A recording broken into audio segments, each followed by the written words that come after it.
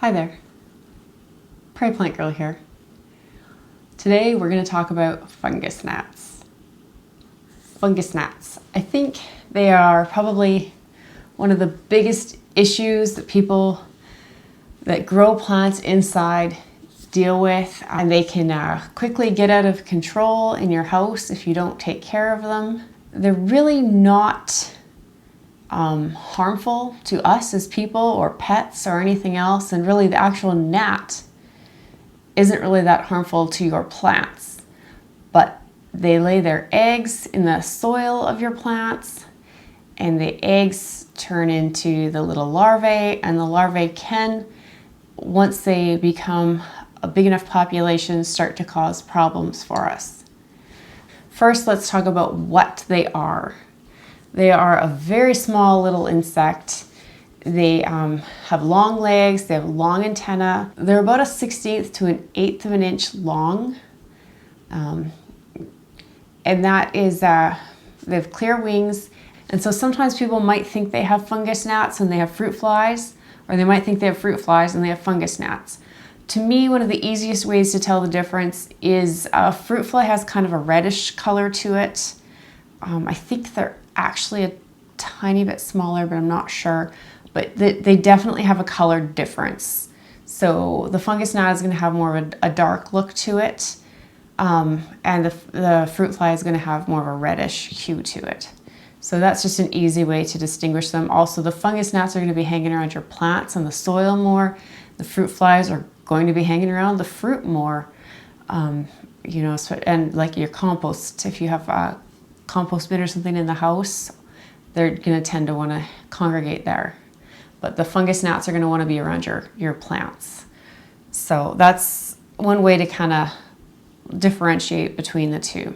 Overall, the fungus gnat has about a 1-month life cycle, which is good to know when you're trying to deal with the population. It's good to know the life cycle so that you can understand if you have it under control or if it's just in a part of the population where you're maybe not noticing it as much. And it's good to know so that you can start to take care of them. The egg stage is about 4 to 6 days. And then they have the larvae. And the larvae cycle is about 12 to 14 days. And then they pupate, which is, I believe, about 3 to 6 days again. And then the adult is about 7 to 10 days. So if you see adults, you probably have some eggs that have already been laid in the soil. You might even have some larvae in the soil. And it's difficult to eradicate one without working on both. Each adult can lay about 300 eggs. You really need to be working on not just the eggs in the soil, but the adults as well, because as much as you're getting rid of the eggs and the larvae maybe in the soil, you're going to have those adults flying around and they're just going to be laying more eggs. One of the best things to do to manage your environment to help decrease the chance of getting fungus gnats in the first place is to just be keeping your soil at the top 1 inch or so on this drier side. That's where you're going to find fungus gnats laying their eggs. That's where they're going to want to be in the soil, but they want a moist environment. So you want to keep that top layer dry. Now there's things that you can put on top of that layer. You can top dress it with sand, which is fast draining and tends to dry out quickly. In keeping that top layer dry on the soil, you probably want to concentrate your watering on bottom watering. But something to keep in mind with that is if you have holes in the bottom of your pots that you're filling a saucer and bottom watering, you can wind up with fungus gnats going in through those bottom holes and using that lower layer of soil to be laying their eggs in. So something you might need to do is put some fine mesh or netting in the bottom of your pots or wrap it around the outside if you want, just to cover up those holes so that the gnats can't get in and lay eggs in the bottom. So that's an option that you have there as well. So you're trying to prevent them. Also, when you bring plants in from outside, a lot of us tend to put our house plants out for the summer, the warmer months, and then we bring them in when it gets cold out. So it can help to kind of scrape off that top portion of soil and refresh that soil. There are different kinds of sprays and soil drenches and things that you can use to try and to get rid of any remaining populations that might be in there, which will work as well for any other pests that you don't want to bring inside. I don't think I have any of that with me. You know, good insecticidal soap or soil drench type things that you can use. And that's the same with if you buy plants at the store. You bring them into your home. It's good to isolate those plants. The same with the ones you're bringing in. If you have space in your home to do that, to put them in a room where you don't have other plants, isolate them, you know, keep an eye on them for, you know, a month or so and just see if you have any pest problems that come up before you move them out to where the rest of your plants are. We don't always have that luxury. And honestly, fungus gnats, quite often you will come across them in your potting soil. And it doesn't matter if you buy the most expensive potting soil available to you or the least expensive potting soil available to you. There's a good chance you're going to come across fungus gnats or their eggs. It's where they live. It's what happens. So don't feel like you've failed if you wind up with fungus gnats. You're gonna have them. It's going to happen. So another thing that you can try to do to kind of A, to check on the population for fungus gnats, and B, to help control them, is to use sticky traps. These yellow sticky traps seem to work the best, and they come in lots of, I have these huge sheets and I cut them down. You can hang them from shelving, or I even have little suction cups with hooks, and sometimes I'll hang them on the windows in rooms where I have lots of plants because they do seem to go to the windows during the day. Put a hole in them, hang them up. They're covered with this film, and then they're just really sticky. You can also get them on like a little stake, and sometimes they'll come with cute little cutouts. So they'll be like little flower shape or butterfly cutouts. So if you want something that looks maybe a little more attractive, you could buy those, or they just have like a plain rectangle. Honestly, once they start getting bugs on them, they're not attractive anyways. So I don't pay the prime price for the little cutesy ones. I just buy these big sheets. I have some stakes from other sets that came with the stakes. So you can put them in the soil. The gnats aren't very strong flyers, so they'll tend to either crawl up the plant, crawl up the stake, crawl up the side of the pot.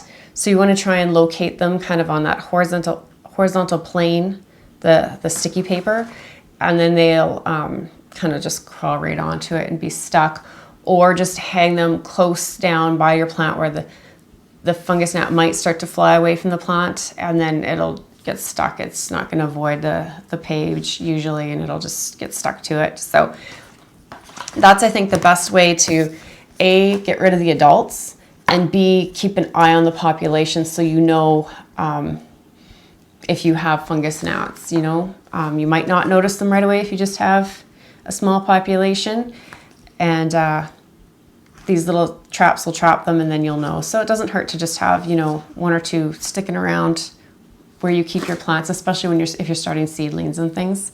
As far as the eggs and the larvae and that sort of thing goes, and a lot of people use diatomaceous earth and have great luck with it. I don't find it to be that miracle cure that a lot of people seem to think it is, but people using diatomaceous earth and finding that it helps, that I do think there probably is a good reason for using it, a good reason to try it. It is a very fine powdered, I believe it's made out of like these tiny little fossilized little crustaceous creatures. I don't have the exact terms with me right here, but it's just pulverized into this very, very fine dust. You should wear a mask when you're working with it, so it doesn't get into your lungs. And what diatomaceous earth does is it puts little lesions and cuts in the skin of the larvae, or the little worms in your soil. I don't know if it really harms the adults that much, but it's really the larvae, and it needs to be dry for it to work, as far as I can tell. So that can be a little bit difficult to if you're not paying attention to your watering. Another thing that a lot of people say to use is essential oils like neem oil, tea tree oil, peppermint oil, rosemary oil.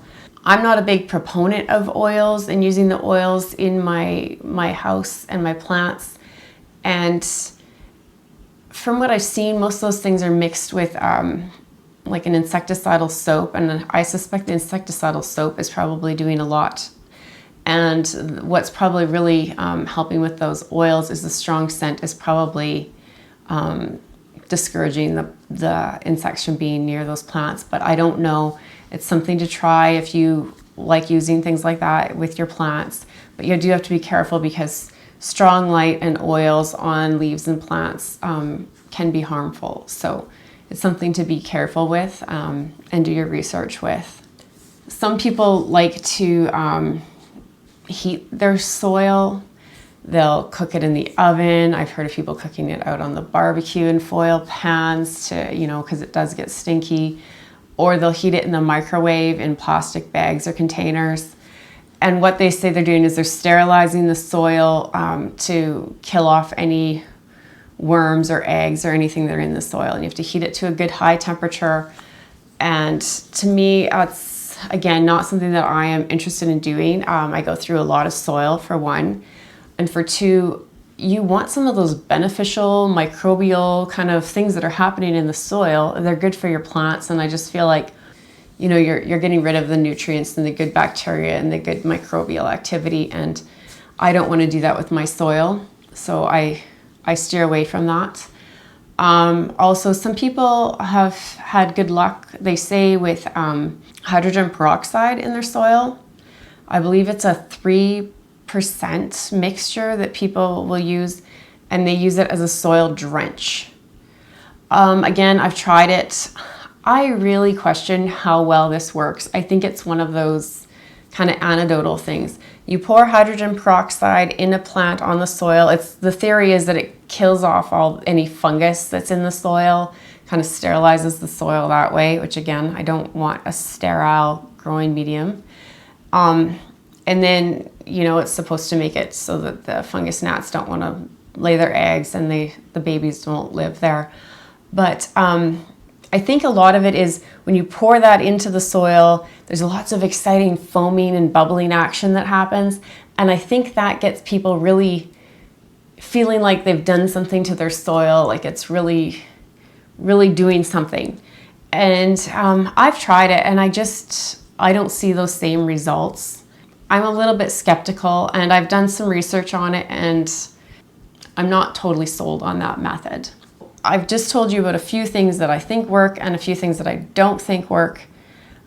But there's a couple of things that I really think are probably your best bet when you're working to try and eliminate fungus gnats and their larvae from your soil.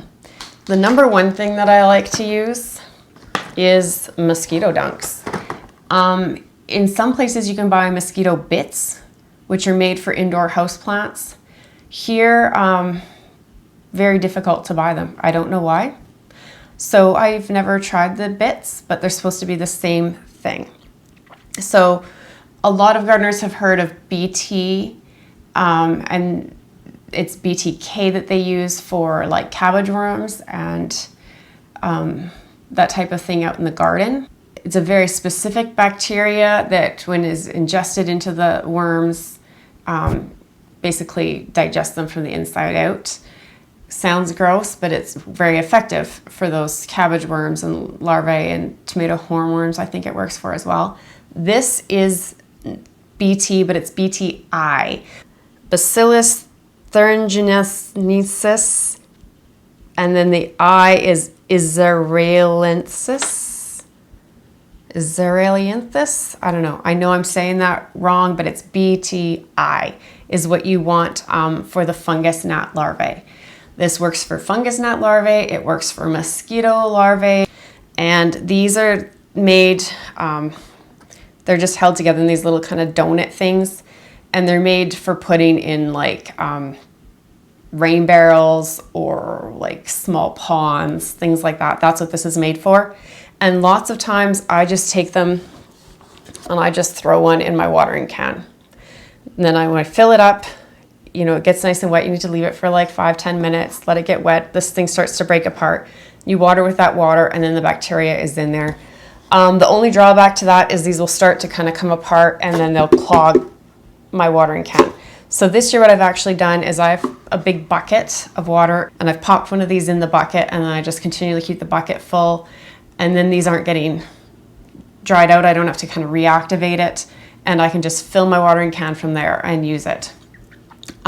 These can dry out. You can get them wet, dry them out, get them wet, and it will continue to work. They work really well. If you get on it right away, I think these will do a fantastic job of taking care of your fungus gnat larvae. And then if you're using the sticky traps, it kind of works on the gnats, and it's kind of a dual control method. This year and several years ago, I didn't get on it right away. I don't know why. You think I would learn, but sometimes I don't. And so a few years ago, I used a predatory mite, and I had to order that online. What's it called? Hyoaspis miles. So again, probably saying it wrong. Look it up, find out what kind of predatory mites like to eat fungus gnat larvae and the eggs. The voracious little eaters. They're very sensitive to cold and probably to heat, but that's not really an issue where I live. The biggest issue is getting them shipped here in the winter when I tend to have fungus gnats and it's too cold to ship them. So that's my biggest issue with getting them. And they take care of the population very quickly. They will live, they'll eat the fungus, they'll live off of all sorts of things and stay alive for a long time. And they wander around and you can't see them. And that kind of creeped me out because I just was picturing these little mites crawling. And I mean, I know there's mites, there's all sorts of things crawling around that we can't see that are on our bodies and live on us. But the thought of these extra mites that I brought into my home crawling around and looking for food, it bothered me. It bothered me. And so I haven't continued to purchase them, but they do work really well.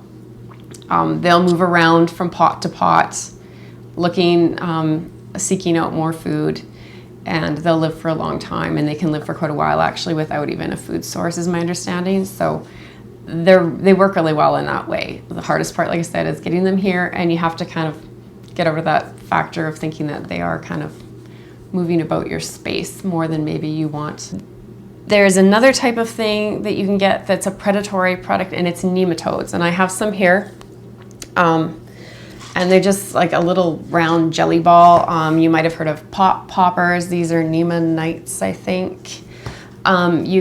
These little predatory nematodes. The Steiner Nema felchiae. Again, probably not saying it right. But that's the kind of nematode that you want, and they will do a similar job to the mites, eat the larvae, but they aren't going to stay around as long, and they're not going to move around from container to container, and they need to stay moist. So it's a little bit tricky if you're looking to keep the top layer of soil dry, but you need to keep it moist to keep these alive. So they're kind of when you have a large population, I think, or when you're just, using some new potting soil, potting up a new plant, then you might want to sprinkle some of these little balls that the nematodes will hatch out of the little balls. So maybe you want to sprinkle some of that into your top layer of your soil, keep it wet for a few days, they'll hatch out, they'll eat anything that's there as far as fungus gnat larvae go. And then the population is going to die out, so either you need to continue sprinkling it on every, I think it's like month or something. But I have been using that for about a month now, and I've definitely seen a decrease in the fungus gnat population. I don't think the nematodes work as well as the predatory mites, but I do think they do a pretty good job. And when you're using those in combination with the sticky traps, and you can use the nematodes in combination, and probably the mites too, but I'm not sure, in combination with the bacteria. And so that's, you know, you just kind of give them that, you know, triple threat there, I guess. All these different things together, and your populations will go down. We talked about what fungus gnats are. We talked about how to control them, some products that you can buy, as well as just some general good practices. Another thing that can help is, on top of keeping the soil dry, is good air circulation, and I think that just goes along with keeping the soil dry and keeping, you know, fungus from populating in your plants. Hopefully with all of that information, you can find something that works well for you, and maybe it can encourage you to look at some of these things that I've thrown out here for you in this video and do some research for yourself and choose what works for you in your situation, to help control and keep on top of the fungus gnat population.